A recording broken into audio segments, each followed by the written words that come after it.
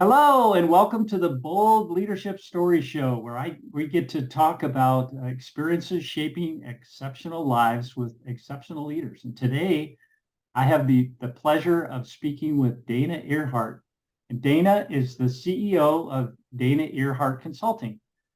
She's a single mom of an 11-year-old who was a toddler when she took the leap. Wow, what a bold leap of leaving a 20 plus year corporate consulting job to launch her own business. That's bold leadership right there.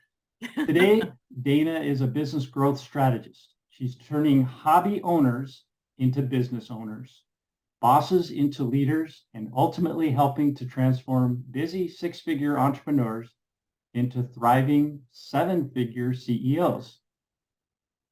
In a 15-minute conversation, she can help you identify where $100,000 is being left on the table, and then working together swiftly positions you to secure multiple six figures in a year as you scale to seven figures and beyond. And you're helping, basically what this says is you're helping leaders achieve sustainable growth and fulfill their highest potential. That's great. Absolutely. So what's happening now? What's the latest and greatest going on in Dana Earhart's life?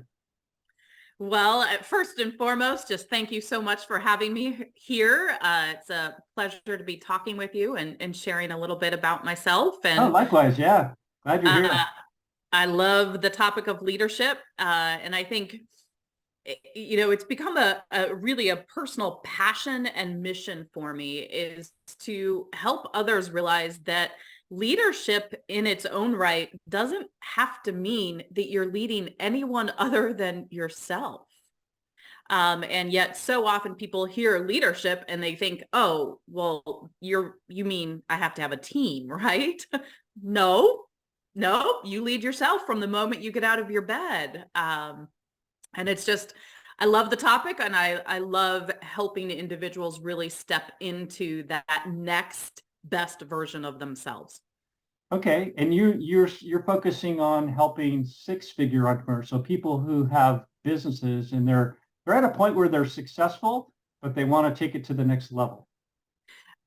Absolutely. I jokingly say that you can make it to six figures. Sometimes you can even make it to multiple six figures flying by the seat of your pants. Mhm. And then you Yeah. get to that point where you just feel like you are spinning wheels just to survive, and you want to grow and you're just feeling totally tapped out and unsure of where to focus, because you're typically, especially in service-based businesses, in the beginning pulled into working in your business so much. You're delivering the service, you're doing the sales, you're doing the accounting, you're doing all of the things, you're wearing all of the hats.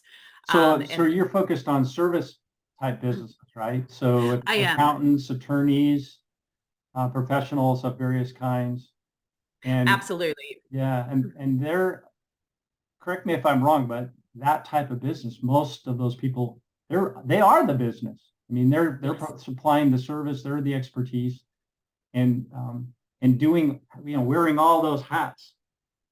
At first, it gets to be challenging. So, what was it that started you on this path to help that type of person?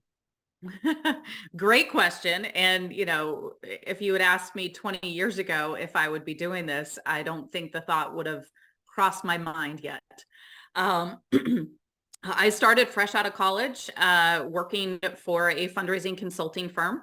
Okay, After 6 weeks of training, I was sent to my first assignment up in Albany, New York, where I was in a leadership role and I was leading a team. so how did And that feel? um, it was exciting. It was scary. It was daunting at times. I was thinking this morning back to, I literally think it was the first week on assignment there. And as a 21-year-old new college grad, one of my Yeah, first assignments with that program was to let someone go. And Ouch. yes, not anything I'd ever thought I would be doing that early on. And yet I was fortunate to have a number of great supervisors, great leaders who really helped mentor and mold me early on to understand that it wasn't me letting someone go. It wasn't me doing something to someone. It was Mhm. me doing my job, which in this case, they had not been doing theirs. And so it was Right. just, while it sounds like such a daunting task, it really was a fundamental lesson to learn very early on. And I just didn't know that it fell under conscious leadership and radical responsibility, and just really understanding what our roles are in every position we hold.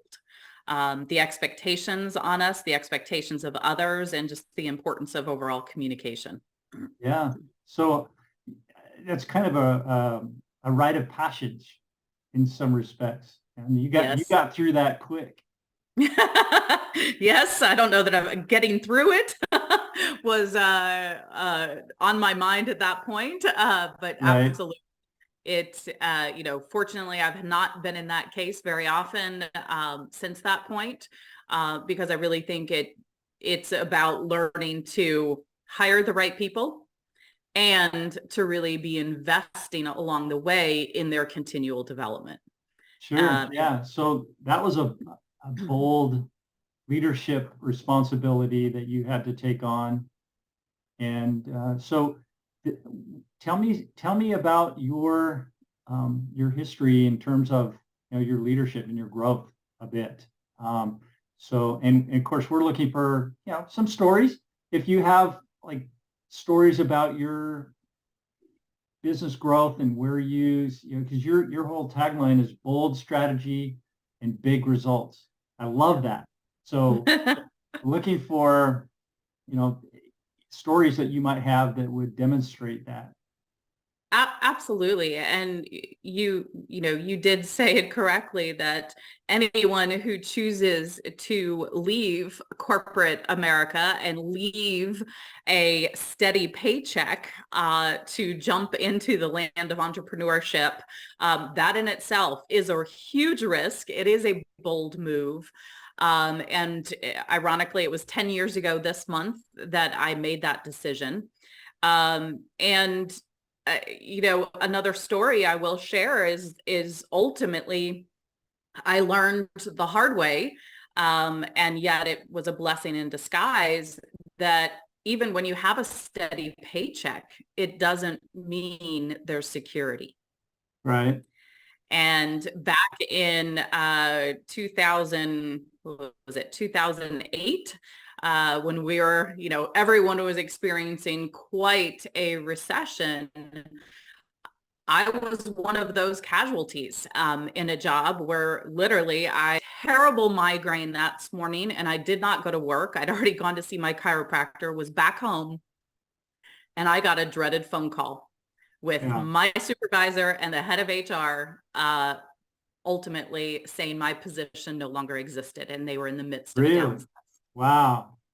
And I think that experience, while it certainly did not feel good at the time, was that blessing in disguise, that even when you do have a steady paycheck, it doesn't mean the security is automatically there. So I Right. do think that led to me being able to take that leap of faith several years later with a little more confidence, knowing that at least as the leader of my own business, I am truly holding the reins of my success, and not at someone else's mercy on whether or not they're going to have a restructure or a downsize or anything along those lines. Mhm. This was ultimately me saying, I get to create not only the business I want, and I think this is definitely a lesson in what I work with all of my clients on, is I'm not here to just help people grow a business.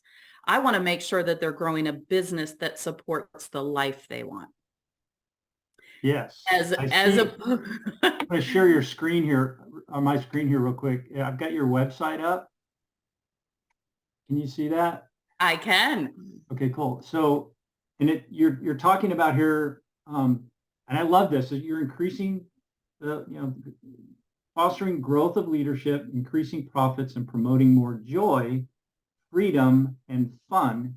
Those three words are not what I would consider, you know, seven-figure business type leadership things, but they really are. Absolutely. Absolutely. And that's my career in corporate. While it was great, I was a workaholic. I Uh-huh. did not I know if was on you that. asked I was in that boat too. if you had asked me, in my 30s, what my hobbies were, I wouldn't have had an answer because my hobby was work. My life was work. Even all of my friends in my social life were simply colleagues. Right. And and then I realized that, oh, I do want to have a life outside of the office. Only now, and I guess it was three things that led up to that. I was in Manhattan on September 9th and 10th before 9/11. Okay. I've been sent out there to meet with clients. I was literally boarding a plane on the morning of the 11th. Wow. A couple months after that, I turned 30, and it was 2 months after that that I actually was in the emergency room and sent to a cardiologist for chest pains. And I was very fortunate. It was not my heart. It was anxiety. It was stress. And I Really? realized I Okay. needed to learn a different way to live. I get And that. that is what sent me on kind of that personal growth quest in my 30s to figure out, okay, who is Dana when she's not in the office?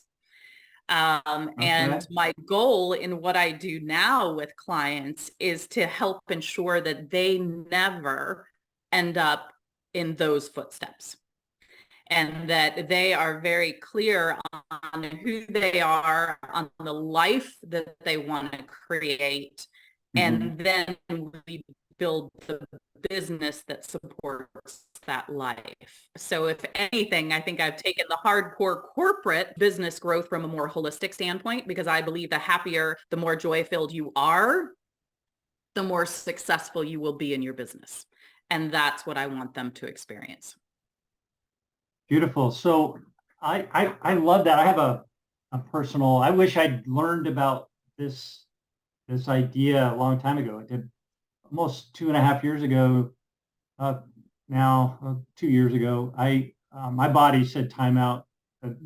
Because of stress mostly. Yep. I was eating, stress eating, and I was working 12, 14 hours a day and not exercising, and my body just basically filed divorce papers on me Mm. and said, "Yeah, I'm done." So I had to stop and really assess and to make some significant changes, Mhm. and it's been wonderful. I think I'm enjoying my life more and having more fun, and I'm getting more done, and have part of that is meeting new people, and I love doing that. And that's what brought on this podcast, is having that ability, and meeting people like you is just fun for me. Which So is awesome. And I don't know where it became the norm. And it did at one point that work shouldn't, and I don't usually should on people, but that work shouldn't be fun. And I say, who said? I think we yeah. absolutely want to be positioned to enjoy our work and to be able to bring that to others and to bring others into it. Um, and So how do more and you do more that companies. with a business owner? Like they're at six figures and they're into it. They've got a passion. They're seeing success, but they're like slammed up against a brick wall in terms of the way they're doing things, because they're not able to grow. Obviously, they're not meeting their goals at this point. So they're going to call you, and you probably do some kind of assessment. What are you seeing in those people that you can, kind of, what do you do to help them get recentered and to really bring that experience, that joy back into what they're doing? Yeah, great question. And I will say that, I think so often people think that, oh, well, I'll only hire a coach or a consultant or a mentor when I'm not hitting my goals. And I will say I've had plenty of clients who come to me when they are hitting their goals and they still want to learn how can they do it more efficiently? How can they be more productive? How can they optimize those results? So it's not only when they're not hitting their goals, it's also for those who just want to be better at it.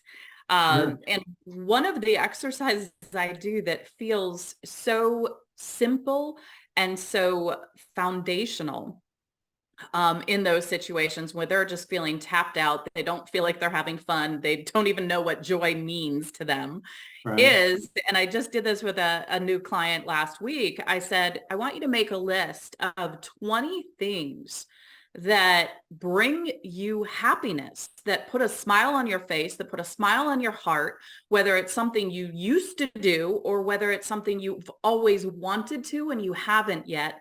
I want you to put 20 things down on a piece of paper and share that list with me.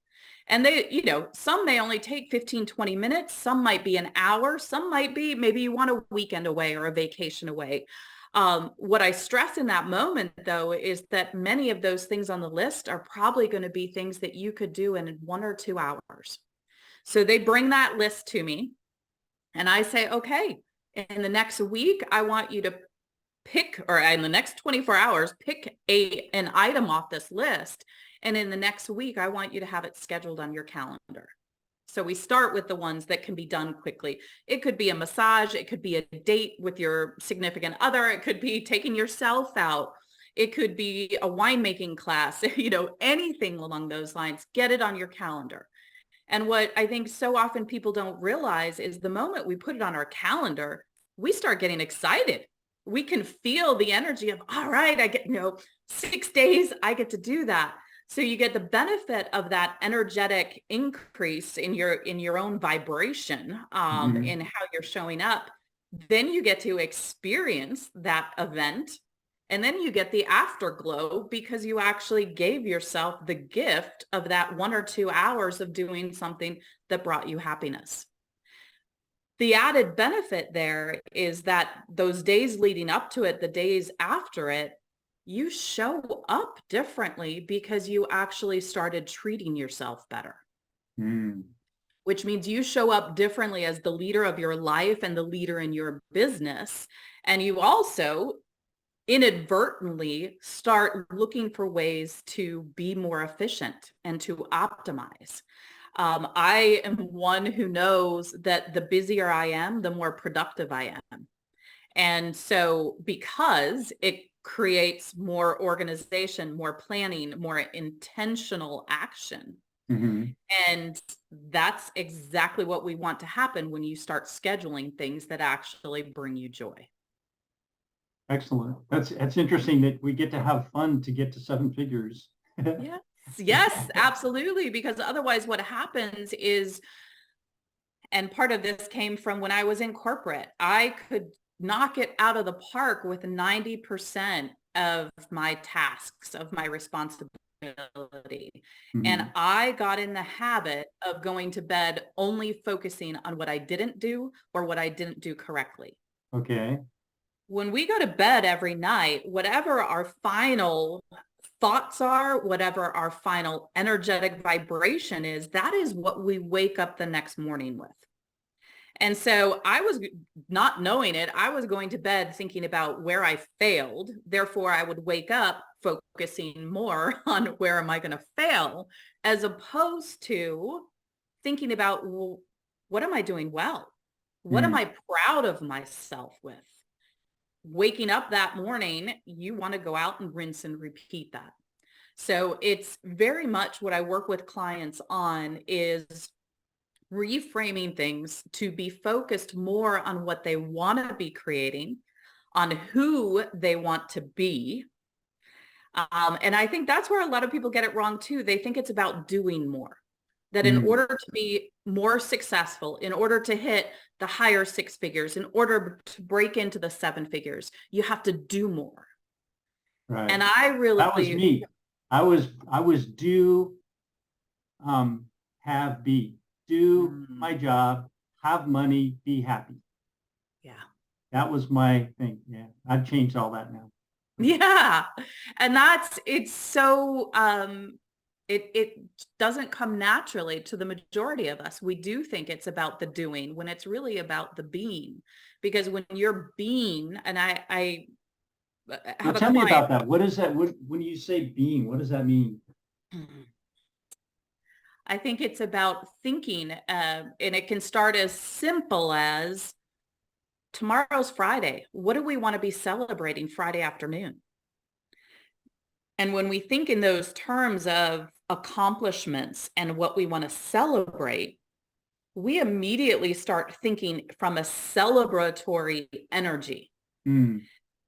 And it's that energy that then will naturally put us in a position of doing what is required to have that celebration. Okay. And So so you talk a lot about, I'm hearing the word energy a lot. yeah, And I'm figuring that that's an important aspect to understand about how you help people. So when you say, very when much so. I'm thinking energy, it's like, okay, when I need energy, I plug in the wall and I get energy. But what are you talking about energy with? Well, and we could spend hours on this, and in one breath, as I mentioned earlier, because I do approach it holistically, it is about how are you taking care of your body, Uh-huh. so that truly you're plugging yourself in, from a nutrition standpoint, from a movement standpoint, from sleep, and just how paramount that is, and then also to align your mind with how to show up intentionally, how to act intentionally with that end goal in mind, with that celebration in mind. Mm. And I am not a proponent. When I hear grind and hustle, I will walk the other way. That is who I was in corporate. And while it served me well from a climbing the corporate ladder standpoint, it did not serve me well from a taking care of me standpoint. Right. What does really resonate for me and the clients that I typically attract now is more about how do we create these bold results that we're after with grace and ease? Because grace and ease sounds so much more appealing to me than the grind and hustle. And I'm Well, not it saying we sounds don't good, work but actually hard. putting it into practice is to me been the challenge. Is, it's like coming from that do mindset. It's like, okay, I've got my tasks. Like the night before, I make up my list, and I've got all these things to do the next day. And when I get up in the morning, bam, I'm at it. And just like, do you advocate that people have um, a morning routine?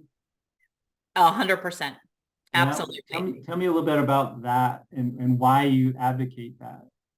I really do believe and there's been so many studies on that first hour that we're awake and how we treat that hour, how we intentionally experience that hour has a profound impact on the results that day.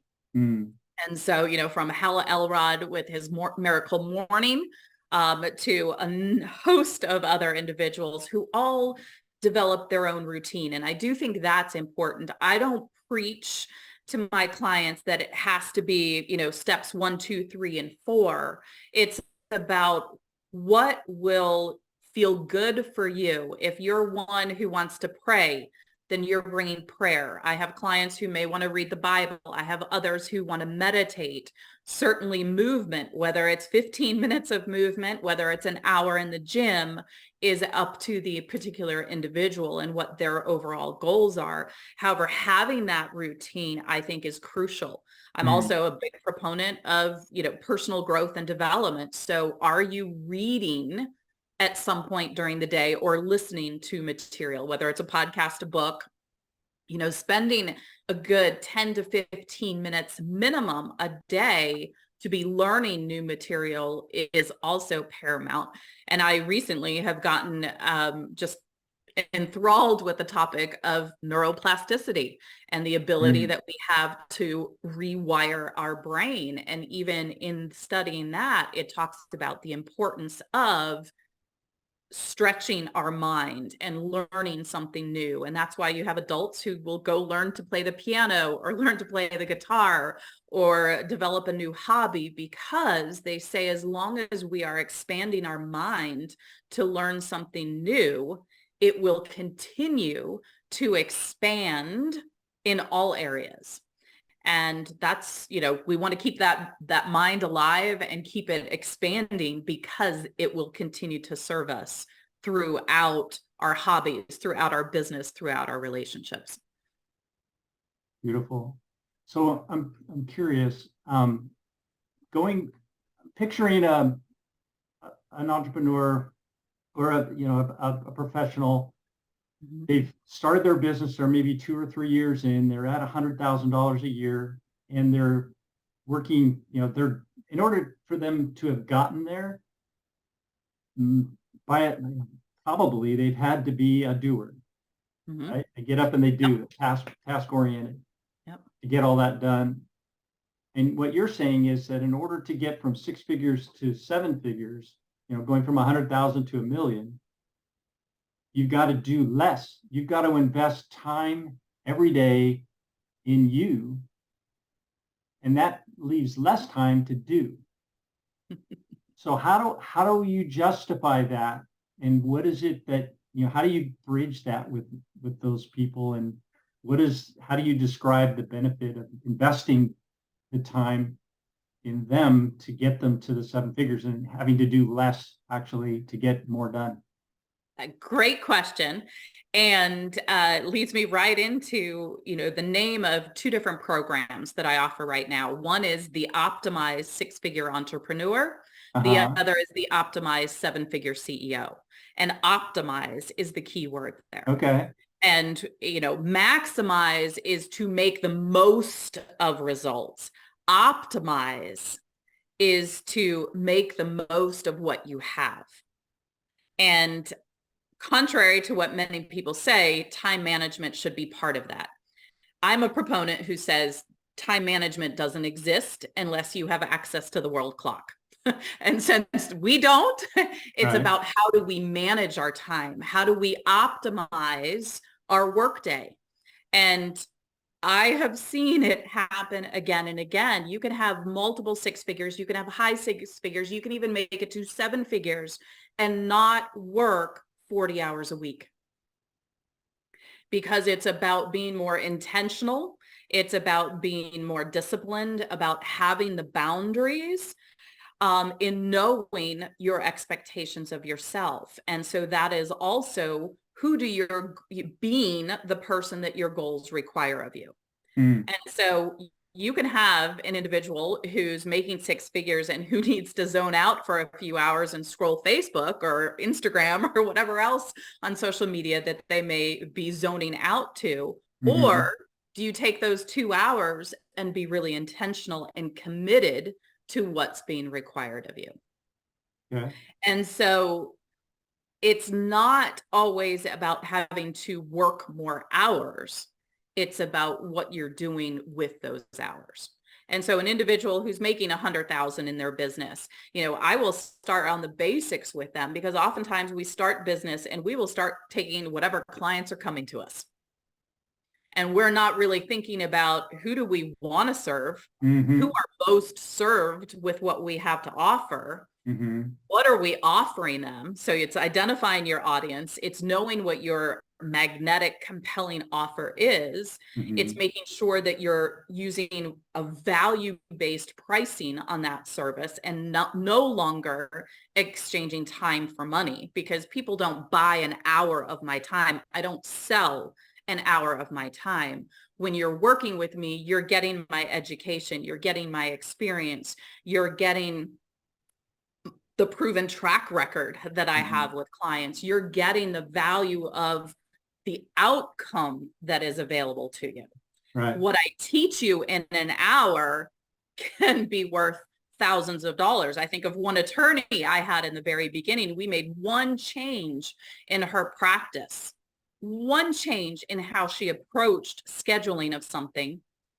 And she said that has been the most profound difference in her practice. And she's still working with me 6 years later. So it's looking for where those little differences can be that will really allow you to optimize those results in less time. Okay. Well, that kind of brings me back to we were talking about earlier was having that I'd call it support. I recently relearned this idea of having three pillars. And when you're starting a business, you want to have a plan, right? It's like if you're going to build a house, you need a plan, and then you need tools, Mhm. and then you need support, Yeah, right? So absolutely. it's about all that. And the plan and the tools are kind of easy. They're intuitive, Mhm. but the support thing is not. It's something that, it's like, oh, I can do that on my own, or I can go on YouTube and learn whatever I need to learn. And tell me about that. What is, if I was to say that to you, what would you say back to me?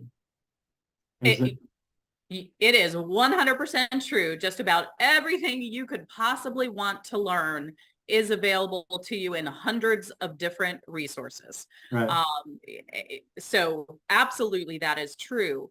What happens though is we all have blind spots. And so having the right coach, the right consultant, the right mentor who can lift the blinds off that blind spot and help you become aware of it, who help hold you accountable to being and doing what you said you were willing to in order to achieve those results. Mhm. And it's about, what would I say? It's about helping you to also get out of your own way, because we all we all by default have things ingrained in us that will lead to self-sabotage, or we would have already achieved what we said we wanted. Right. So And what you're, so it sounds like what you're saying then is yeah, you can do it. Go, you can, but if you want to do it quickly and efficiently, you need a support system. You need a team right. of people who have been where you want to go. Absolutely. And, you were referencing earlier of just even yourself in corporate that you would just do and do and do. And when you are starting a business, when you are growing results and growing to a point where you need to be adding team as well, if you Hmm. are always do, you become a drill sergeant or you risk becoming a drill sergeant with your team. That's not a whole lot of fun. That's not joy filled or Right. joyful for the team. And so it's also helping leaders to step back and be thinking about what kind of culture do they want to be building as they are adding team. I also will say one thing that I see solopreneurs as they move into team, one of the biggest mistakes they make is they think they need to hire a clone. Ah, okay. And that's not the case, because typically, a lawyer doesn't need another lawyer as their first hire. The lawyer needs someone to run the office. They may need a paralegal. There's other avenues to look at what skill sets will complement the owners so that they start having a more well-rounded team that's able to get all of the work done.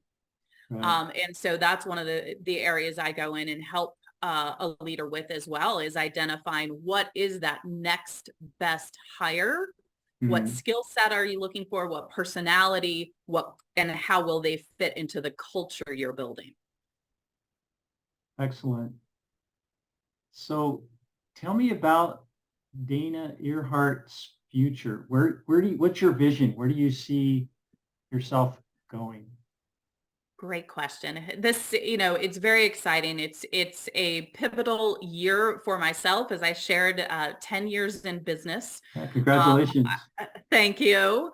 I've in those 10 years, I've navigated a lot of personal change, and can honestly say that I feel stronger and healthier in my business, in my life, and in my business right now. Uh-huh. And my absolute goal is to be serving more people. And so I had really been focused these last years on my one-on-one and my private coaching, and that will absolutely continue. However, one promise I've made to myself and my clients is that I'll never work with more than 10 to 12 clients privately at any given time. And so I am also launching one program and looking at another later this year so that I can be supporting more people. The Mhm. next one that is coming out is the optimized six-figure entrepreneur, which is going to be a hybrid program where there's some recorded training modules that you can do at your own time, your own leisure. You can put yourself through those training modules. And then I'm offering group live action coaching so that you still have access to me. You can absolutely be bringing those questions. And the objective there is to be moving you forward. And I can see you just changed the website. Those are some of the blogs I've written, some videos that are up there as well. Okay. If you go to the Learn with Dana, I believe that is where we talk about the optimized six-figure entrepreneur. But that's my way of ultimately starting to really help more people. My goal, I believe it is to touch 120 individuals this year through the various different programs. And so Okay. I am super, super excited for that myself. So yeah, I'm just kind of scrolling through your website here. It looks great. I encourage uh, everybody to go check that out. DanaEarhart.com. And Dana, Dana, I'm sure would be more than happy to spend 15 minutes. You have a 15-minute complimentary call, right? I do have that. And for those who want to dive in further and really explore, I just shared the other day, I had 3 spots left. I'm now at 2 spots Okay. remaining for the private coaching. And so that is available as well. And then I see you're on LinkedIn. I am. I'm pretty active across LinkedIn, Facebook, and Instagram at this point, Okay. and will There's your be. Facebook. Thank you. And then I And have Instagram up, but yeah, I think everybody could, with between your website, LinkedIn, and Facebook, be able to find you. And I'll put some absolutely. info in the show notes as well. And Thank you, Jim. yeah, it's my pleasure. I'm Any, curious. yeah, go ahead. I was just going to say, I'm curious from you of what would you say has been your biggest lesson in the last year when it comes to leadership? Wow. For me, it's, coming from the corporate world, what you said about, being who you are, and it's a transition for me now to become me. And I'm really focusing on becoming a leader and focusing on, I do a little video, a live video I've been trying to do them every day, talking about unlocking my leadership. And as I'm studying and learning and doing, I'm starting to implement things. And I've got 5 things that I do now on a daily basis. One, I've changed my diet. I lost 50 pounds. And Congratulations. That's thank you. amazing. It's been over a 2-year period, but I've Okay. lost, since then I lost 50 pounds, and I basically have an eating window. So I'm intermittent fasting Okay. and really healthy foods. And so that's been working really well because my energy level's way up. I feel like I've got as much energy as I did when I was in my 30s.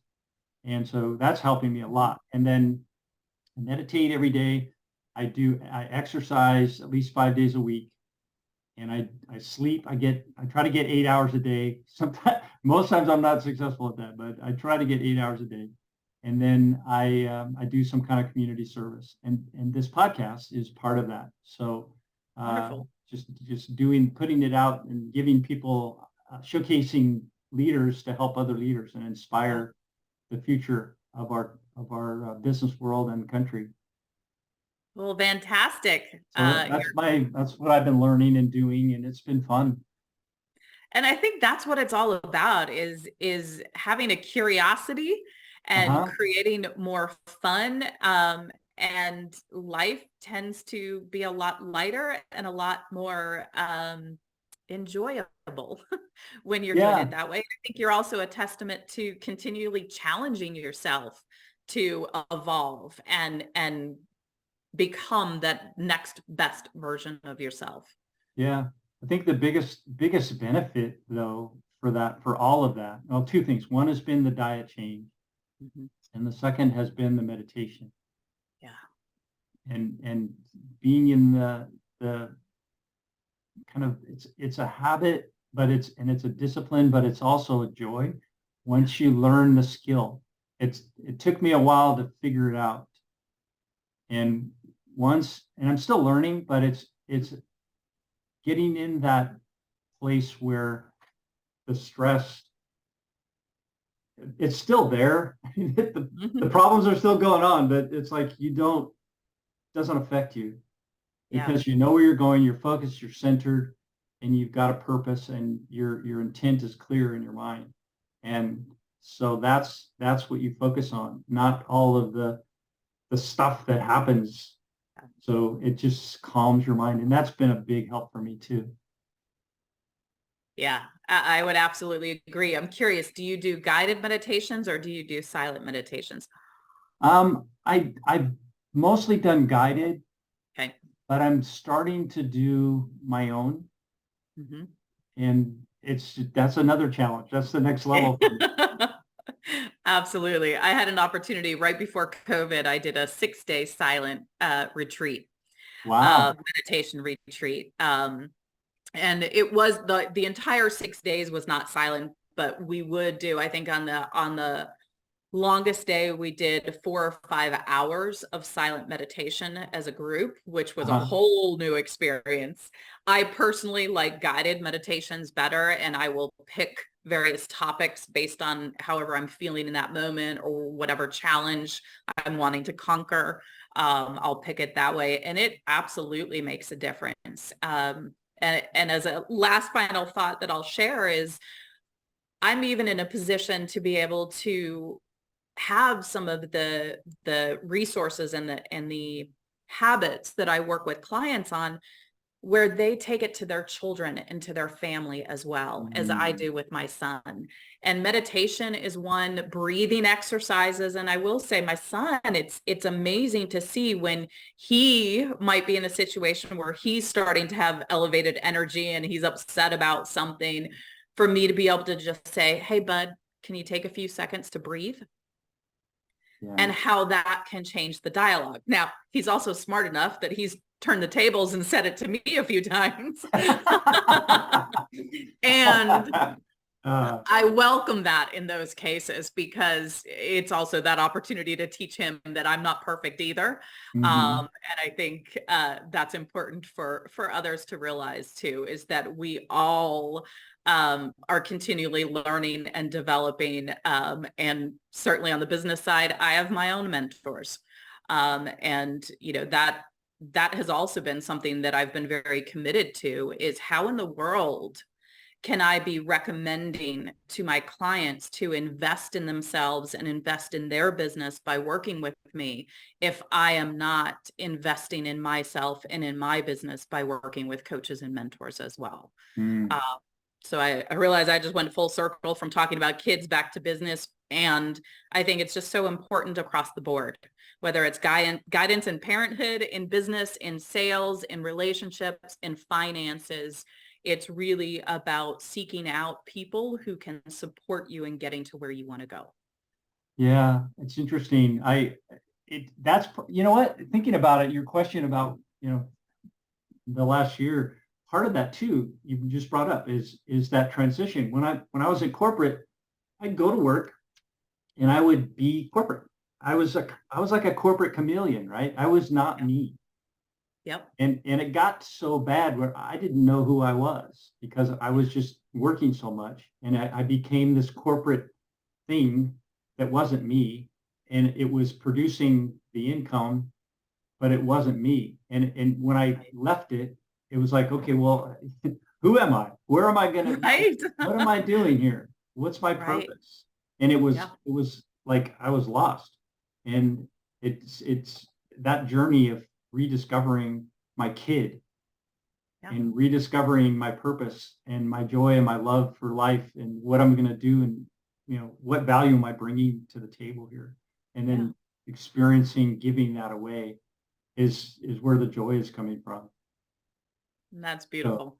So, yeah, that's and it's fun because you're helping me bring that out too, just having this conversation. So thank you for that. Well, fantastic. And hopefully your listeners will feel the same. Yeah, absolutely.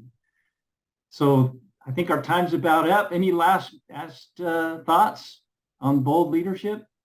On bold leadership, I think one line that I have come to love the last decade is— Yes, do share. This goes right along with what you said or what you were sharing, and it's unapologetically own who you are and just own it. Don't rationalize it. Don't explain it. Just be who you want to be. Yeah. And I think that's the ultimate goal, is to continually strive to be that person, especially in such a noisy world. It's easy to get lost in comparison or in judgment. And probably we are our own worst critics. However, if we can let the judgment go and let the comparison go and just be who we were created to be, life is a lot more peaceful. Love it. Well, let's finish with that beautiful thought. And thank you very much for joining me today. And we'll see you on the next episode. Thank you again, Jim. It was great to be here.